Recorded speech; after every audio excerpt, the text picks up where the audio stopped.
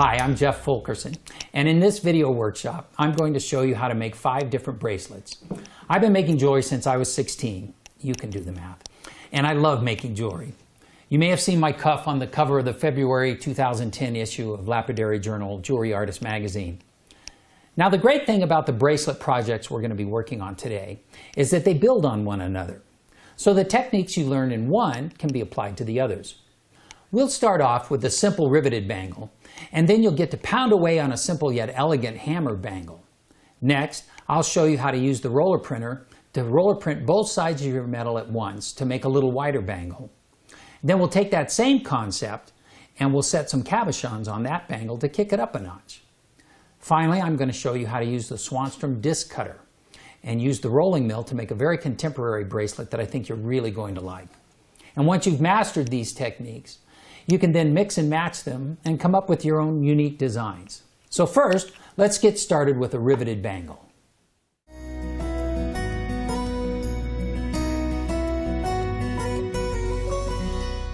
Okay, so our first bracelet, we're going to take a piece of, this is 6 gauge round copper, and I've already trimmed it. The ends are straight. And what we want to do, most bracelets, this is what we're going to make, and most bracelets, bangles like this, are about 8.5 inches long, and that fits over the wrist. Not my wrist, but over most women's wrists. So you can adjust it larger or smaller as you want. So what we'll do with this, first we'll measure it and see exactly how long we have it. And now we're going to make this 8.5, but we're going to overlap the ends just a little bit. So I'm going to make it a little bit longer. So this currently is about 9 inches long, and we wanted 8.5 when we're finished. So this is about 3/8 longer, and that's right where we're going to leave it. Because then when we overlap it, it'll give us, we'll be right at our 8.5 that we're looking for. Now's the fun part. We get a hammer, we get our steel, and we're going to flatten the ends.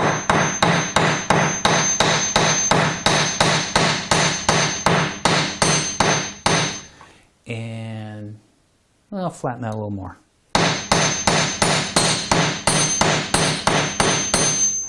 So there we have it. And we like that so much, we're going to do it on the other side. But now what we want to do is make sure we articulate it so that when we bring these together, they're not cockeyed. Okay, so we're going to make this end flat, and then we're going to bring this and make this end flat.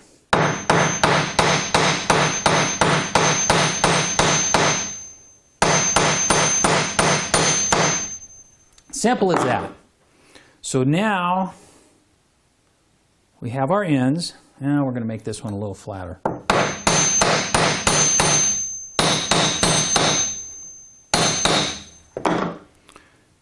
Okay, now we have both our ends flat, and we're going to get out our bracelet mandrel. We're just going to bend this around the mandrel. And if your copper is real stiff, you can anneal it. This I don't think we're going to have to. This is a lot smaller mallet than I'm used to. So bring that around. I'll open this up a little. This is a great step bracelet mandrel.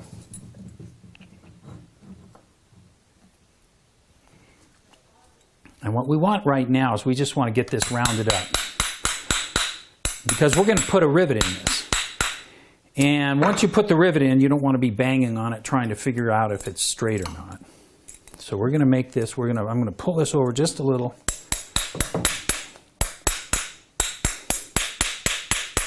And get this down where I want it.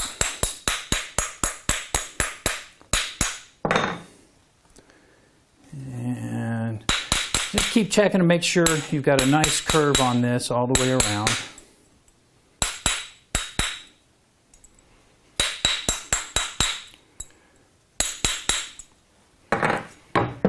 Now we've got a pretty nice curve, and now we want to bring these ends together.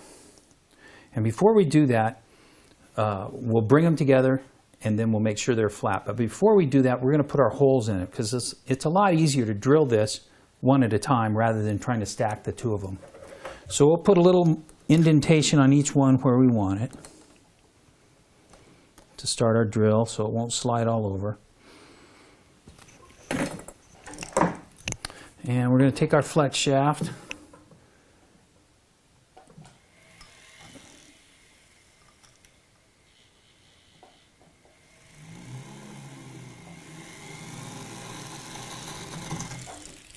That's one.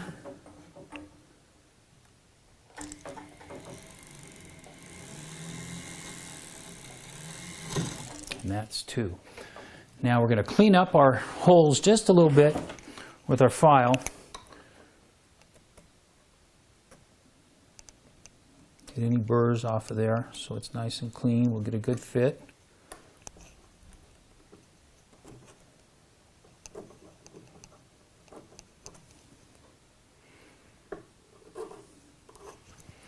Okay, now we want to make sure whenever you have jewelry, obviously, you're going to wear it and we don't want it to cut you up. So we want to make sure that we've got a nice smooth end here. So we'll file that a little bit. And if we polish this, we could polish it and make it slick as a whistle.